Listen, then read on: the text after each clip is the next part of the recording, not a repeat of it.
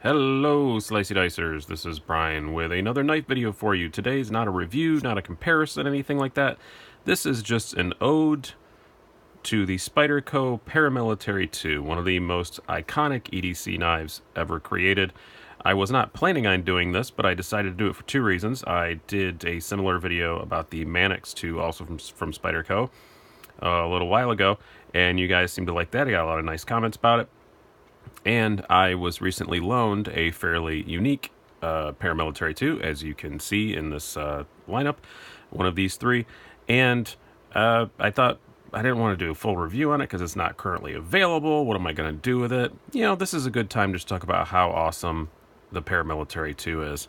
We're going to get into the history of it. We're going to get into some of the sprints and exclusives and stuff they've done, what those two words mean. A little overview of the knife. This isn't going to be a review. I did a review on, this is one of mine. This is an S110V Paramilitary 2. If you want a full review of the Paramilitary 2, I'll link that down below. Go reference that video. It was an early video of mine. Not the best one I've ever done, but it gives a good idea about the knife and what I feel about it and how much I like it. It's also been involved in a comparison video or two. So yeah, we're just going to talk about how great the PM2 is. I actually considered doing this live, but maybe in the future I might. I thought that might be fun just to sit and talk about it, but I'm still a bit sick and my voice isn't awesome. I can't guarantee I wouldn't cough in the middle of a live video, so this way I can edit it out if I have to. So edit it is a very hard thing to say, by the way. Edit it. Try and say it yourself. It's fun. Before we get into all the history and stuff, let's just look at the stats on this thing. If you guys don't already know, let's use this one since it's the rare one. And it's the one that's not mine. We'll talk more about the materials and all that stuff later in this one. This is an exclusive that is not currently available. But these stats are going to be pretty much applied to almost any PM2. The weights may be a bit different based on the steels and stuff. But other than that, it's going to be pretty much the same. The blade shape is always the same. Handle shape is always the same. Whatnot. You have an overall length of 8.3 inches. Again, these are all half-inch squares on this particular background. Blade length of just under 3.5 inches. Cutting edge is a little shorter, more like 3 inches because of the nice choils they put on there, which we'll get to later. And you have a blade thickness of 0.14 inches. It has that iconic Spyderco. This isn't exactly the leaf shape. This is a bit more drop pointy, but it's pretty close to that. Still, definitely a very Spyderco-y leafish shaped blade, I guess I'd call it. And a weight of all of them, no matter what the steel is, are somewhere just a bit under 4 ounces. No matter what the scales or the steel is, they're always somewhere in that 3.5 to 4 ounce weight range. They have the iconic Spyderco compression lock. Yeah, I think that's pretty much it for the stats on this. We're not going to do any size comparisons except, well, I'm going to pull this out later about the stuff for reference to the else, but compared to a Mannix 2. It's a good size knife. You guys saw the measurements. It's not huge, but it's a good EDC size knife. You guys got all the measurements. I don't want to waste a lot of time with a whole lot of size comparisons here because this is already going to be a pretty long video. I'm going to bring all three out again, but as we go through here, I'm just kind of rotate these around.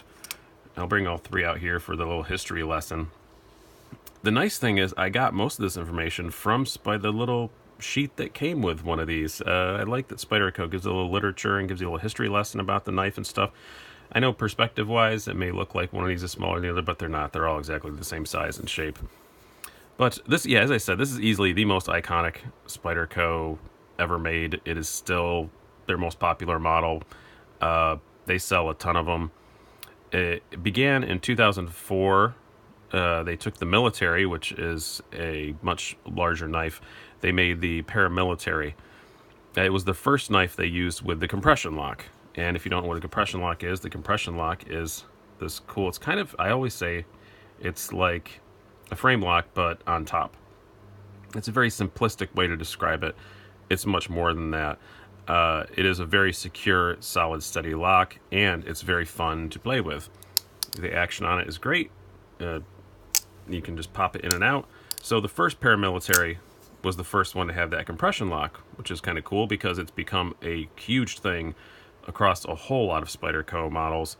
I've got, I think, 3 or 4 now of different Spydercos that have the compression lock.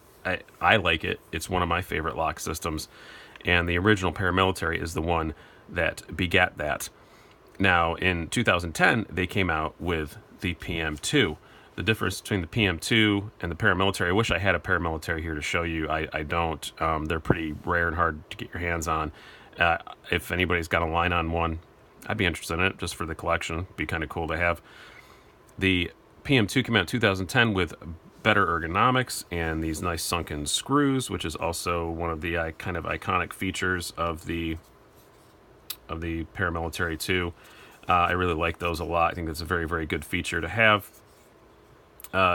It came out in full production. I don't have the quote-unquote basic version, but the basic version is S30V, and it comes in several different handle colors. It comes in the standard one is black with a satin blade. It also comes in Digicam. It comes with a DLC blade. It even comes in a left-handed version, which is super cool. My son's kind of a Spyderco guy. He's going to be graduating, and his birthday are pretty close together, so I may wind up getting a lefty one because he's a lefty, and I think he'd really like it. I think it might be something he'd keep forever, so kind of think about getting one of those for him. But yeah, and in 2015, they added this version, which is the one I currently carry the most often, but I'm thinking about changing that. But of my PM2s, this is the S110V with the blurple handles. And currently, that's pretty much your full-on production versions. You have the S30V G10, and you have the S110V with these blurple handles, the S30V in more colors. That's kind of what your current production is. But if you guys know anything about PM2s, you looked at them at all, one of the things that makes the PM2 so amazing is, holy crap, Spyderco's made a lot of versions of it over the years.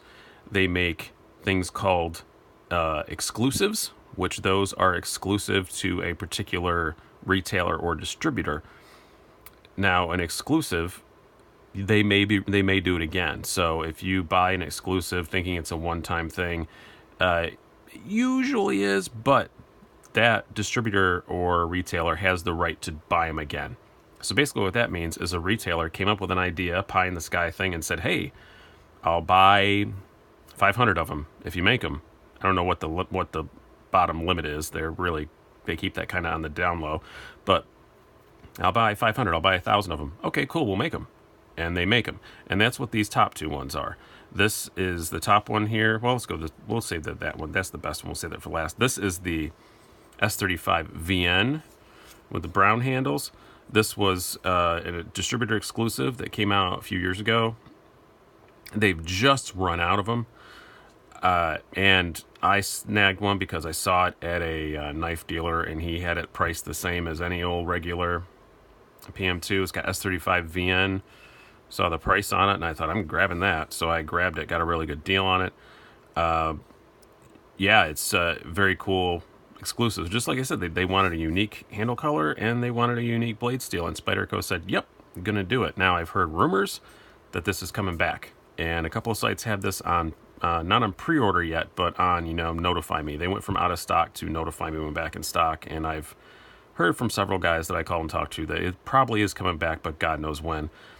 But very, very cool that they do stuff like this. They also did this one was not for DLC trading. This is the infamous, now red-handled M390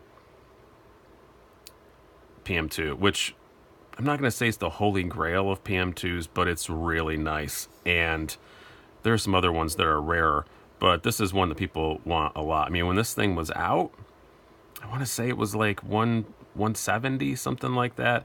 I mean, I've been searching for one on the secondary market, and you can't touch one for less than like $225 if it's new in box. They're going, and it's just going to go up from there. This was loaned to me from my good friend Mike, and I'm very, very glad that he did. I'm glad I got my hands on it, but I'm also very angry at him because he won't sell it to me. But other than that, yeah, it's super cool. This is Mike's, so it's I've got it, tipped down because I didn't want to move his clip around. That's not how I carry mine tip up, obviously, but he carries his tip down, I guess, apparently. Or he doesn't carry this, and this is just what it was when it came out of the box, and he didn't change it. But anywho, I didn't change the clip on it. But yeah, it comes out in many different versions. They also do sprint runs. Now, the difference between a sprint run and an exclusive is that a sprint run, as far as I understand it, from the literature, because I have a couple other Spyderco sprint runs, they're one time only. They make 1,000 of them, they make 500 of them, whatever it is, and that's it. They're gone. They're done. No more. The exclusives, maybe they'll come back again. They don't very often, but maybe they will. Like this one is kind of a maybe. I don't know if it's coming back or not. The M390, I just was able to sign up on DLC Trading for notification for when they come back. They changed their status and said they are coming back, but the estimated delivery is 2019. I don't know if it's still going to be the red handles. I would assume not. I would assume for collectors' sake, you're going to at least change the colors of the handles, not to make collectors mad. And like I said, DLC did not originally order this. Another company did and then backed out, and DLC jumped on them. So the red wasn't DLC's choice. That's just what was already being made, or what was already made. So I imagine if I was DLC Trading, I'd change the scale colors just so that it's something different, so that, you know, you're not making people angry that already bought one of the red ones and they become collectible, and now you come out with the exact same thing again. I think that would upset some people. So please, DLC, make the scales different color. I don't know what I don't know what color I'd suggest. I don't know. They've done so many that they're in all kinds of different colors. You could get them. They've been available in Maximet. They've been available in the same as like this. Blade HQ got them with these cool jade translucent handles in the M4. You could get that for a while. That's gone now too. Those are also going for good money. You can still currently get a 52-100 steel with carbon fiber handles that's on Blade HQ, and I think a couple other sites right now too. They've done a whole bunch of different versions of this. And if for some reason you can't find one that pleases your little heart out of the Spyderco factory, the aftermarket for the Paramilitary 2 is insane. You can find everything for this. You can find scales in any material, shape, contour you want. Titanium, carbon fiber, micarta, whatever you want. You can find different anodized color bolts. You can find the lanyard tubes in a different color. You can find everything you want to customize a PM2 to your little heart's desire. No matter what you want to do, you can find it if you search around long enough on the internet and you're willing to wait for it to show up. Super customizable knife.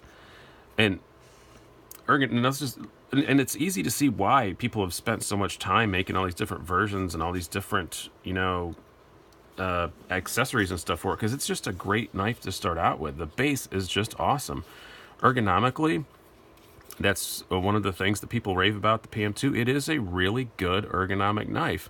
I personally, with my hand shape, find the Manix 2 to be just a tick better, but not by a lot. This is still really, really good. And it's got that Spyderco thing. You can choke up on it. Everybody loves that. The clip is tip up, tip down, right hand, left hand. And like I said, in some versions, not in the more limited versions, but if you want to get the basic PM2, you can even get a left-hand compression lock, which is cool if you're a lefty. Great ergonomics. I have nothing to complain about. It's just that I think the Manix 2 is just a tick better, but it's still not a complaint. That's not a downside. It just says that for my hands, there's one a little bit better. Another great thing about it is the blade shape. It's very, very, very slicey, no matter what style of steel you get. It is a Golden Colorado Spyderco, so you know it's sharp as sharp can be out of the box. Not going to talk about sharpening because it depends on the steel of the one you get. This is the S110V. This is not going to be easy to sharpen, and I'm dreading the day when I have to sharpen it. So that's why I've honestly been carrying the S35 more often, because this is easier to sharpen.